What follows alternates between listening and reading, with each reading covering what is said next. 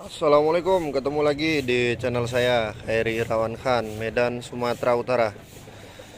Alhamdulillah, hari ini Allah Subhanahu wa Ta'ala masih jumpakan kita di channel saya ini.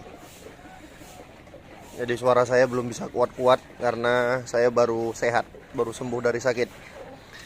Kita akan cerita sedikit tentang azolla, karena azolla ini adalah salah satu syarat penting dalam budidaya ayam untuk mencukupi kebutuhan daripada serat.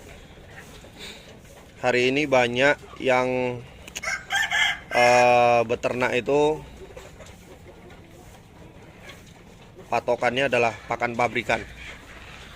Pakan pabrikan akan membuat badan si ayam panas, dan ketika panas akan membuat si ayam itu, ya gimana lah kalau kita panas gitu kan, dalam satu kandang rame-rame, patok sana patok sini, akhirnya botak.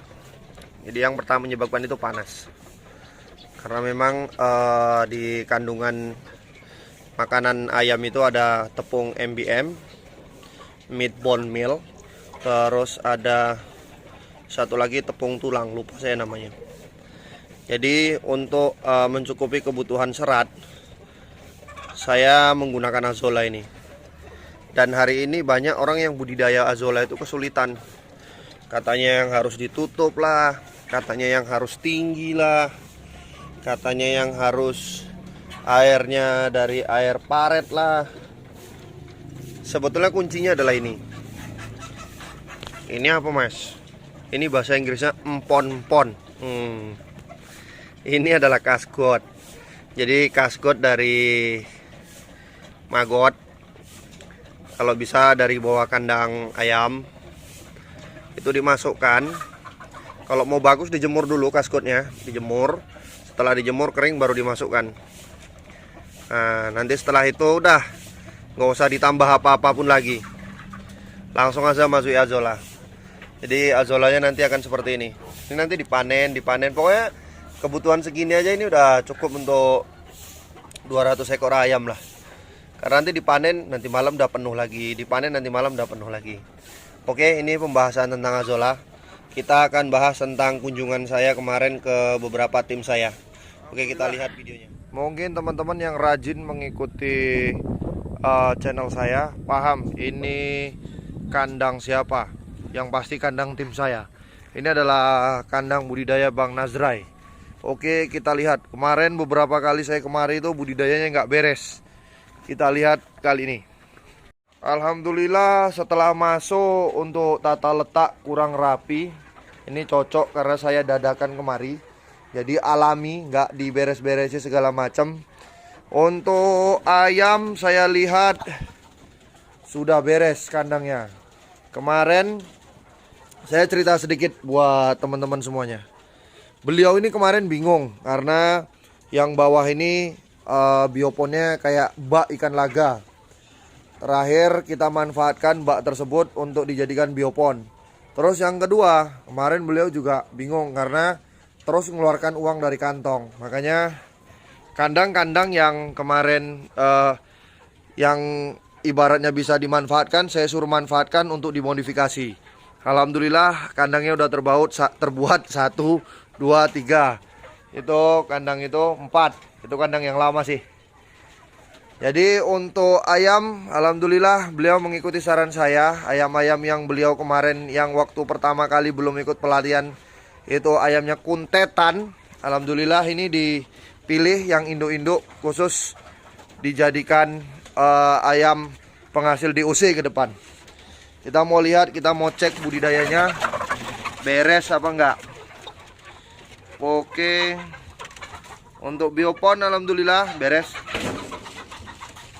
Kita mau cek, teman-teman bisa lihat. Ini ayam, ini ayam. Kita mau cek bawahnya ini jorok apa enggak. Kita akan uji petik beberapa biopon. Coba kau cek San, basah enggak apa bioponnya. Diangkat-angkat. Oke, alhamdulillah. Jadi buat teman-teman media kulturnya cukup bagus. cukup remah dan magotnya sehat. Dan kotorannya itu asli ayam-ayam yang di atasnya ini tertampung kotorannya, langsung dimakan maggot. Oke, dari beberapa uji petik, alhamdulillah bioponnya bagus. Ini nampaknya, wah ini kelaparan nih. Chan, coba ambil itu maggotnya ya Chan, itu maggot itu. Segenggam. Oke, kasih makan sini.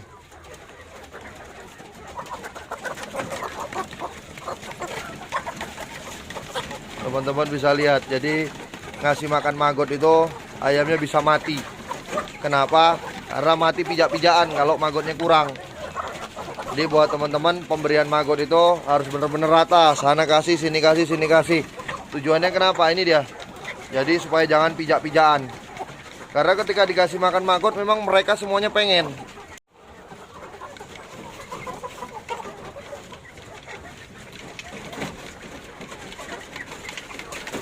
Oke.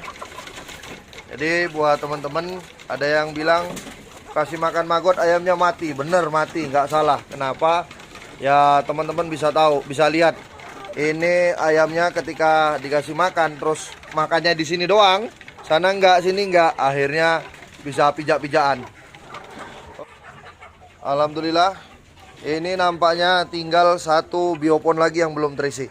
Chan, itu ayamnya keluar Chan, nanti apa? Putus. Untuk panen prepupa nampaknya alhamdulillah. Beliau ini udah banyak prepupanya, bahkan bukan prepupa tapi pupa udah. Untuk ukuran, oke, udah masuk ukuran besar. Nih lumayan. Dan ini nampaknya telur baru. Telur baru. Oke. Alhamdulillah. Jadi intinya buat teman-teman semuanya, tujuan pelatihan adalah mengurangi biaya kegagalan, mengurangi biaya-biaya yang seharusnya bisa ditekan, bisa dipotong. Jadi ketika dipotong itu bisa di save dan bisa untuk yang lain. Alhamdulillah kita nyampe di kandang Pak Trimo. Bukan kandang sih, ke depan mau dibikin farm. Dan luar biasa, ini adalah modifikasi gaya terbaru. Terus apalagi ya, saya lihat cukup bagus lah. Penemuan-penemuan beliau itu, karena beliau itu aslinya ya konsultan lah di bidang konstruksi kan. Jadi ini kandangnya itu memang didesain cukup baik, cukup bagus. Untuk tempat nipel, terus tempat pembuatan pakan. Pokoknya kalau untuk nipel luar biasa lah. Nanti kalau udah jadi, teman-teman bisa lihat. Jadi Pak Trimo, saya nanya dikit. Kemarin waktu Pak Trimo mau mulai kan, saya bilang tahan, karena takut dikhawatirkan salah. Setelah ikut pelatihan, menurut Pak Trimo, kalau kemarin waktu pelatihan oke lah, ditanya gimana kesannya, pasti gini-gini. Setelah sekarang coba, kira-kira Pak Trimo setelah ikut pelatihan itu apa aja sih memang bener-bener diayomi atau enggak, atau banyak dapat manfaat atau enggak? Nah ini dia nih. Kalau diayomi itu pasti kalau diayomi, karena sampai hari ini pun ternyata bos kita sampai di sini. Terus saya rasa setelah saya ikut pelatihan, saya boleh bilang tidak rugi lah, tidak sia-sia. Karena memang untuk belajar maggot itu tanpa ada guru ribet ya. Karena kita berusaha dengan barang-barang yang jarang kita temui sehari-hari. Itu dia. Jadi setelah saya ikut pelatihan, Pak Hairi yang benar-benar membimbing, gitu kan Pak, membimbing dan tidak tinggal begitu saja. Jadi nggak hanya sebatas bagaimana kita cara membuat budidaya maggot, tetapi sampai kepada bagaimana kita marketing maggot tersebut. Oke Pak Trimo, ini saya potong, maaf. Kemarin Pak Trimo kan sudah punya bayangan untuk buat kandang ayam awal. Pak Trimo rancang ABC, walaupun Pak Trimo di bidang konstruksi ini jago.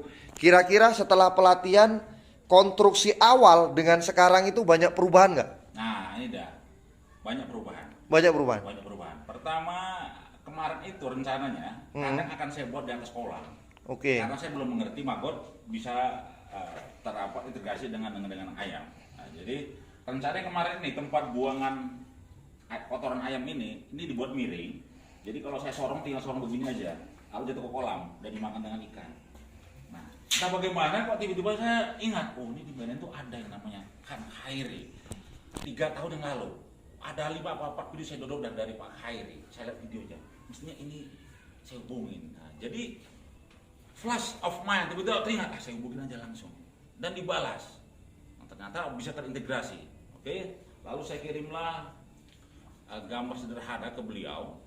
Kalau saya buat dia rencana Pak, kalau tidak bisa terintegrasi, kira-kira begitu bahasannya. Ini akan sebut hanya 15 cm karena menghemat tempat. Tapi karena beliau mengatakan bisa terintegrasi, di bawah itu bisa dibuat maggot, maka ini dibuat 20 cm. So poinnya memang ada perubahan. Jadi dari awal sebelum saya mengenal bahwa itu bisa terintegrasi, setelah saya mengerti bisa terintegrasi.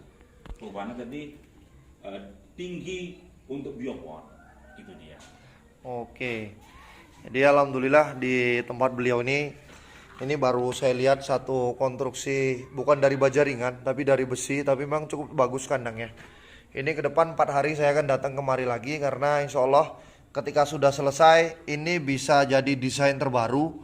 Memang dari segi efektivitas itu luar biasa. Bahkan sistem nipelnya itu memang saya gambarkan sedikit tapi beliau tuh jabarkannya luar biasa. Akhirnya dapat satu penemuan yang luar biasa. Jadi nipelnya itu memang ke depan cukup baik dan bagus. Akan kita turun naik ya. Oke. Ini kandang-kandangnya dan beliau ini saya sarankan untuk karena beliau suka seni. Jadi untuk kandang BSF-nya akan dibuat seperti kandang BSF yang di Sumatera Barat. Itu feeling saya. Cuman ya tergantung beliau nanti mau buat di mana. Karena kalau dihitung dari biaya hampir sama. Oke, ini update di tempat Pak Trimo. Alhamdulillah setelah dari Pak Trimo saya lanjut ke rumah Master Abdi. Ternyata rumah Pak Trimo dengan rumah Master Abdi itu berdekatan. Sangat dekat malah. Selama ini saya nggak tahu ternyata ada jalan pintas menuju rumah Master Abdi dan Pak Trimo.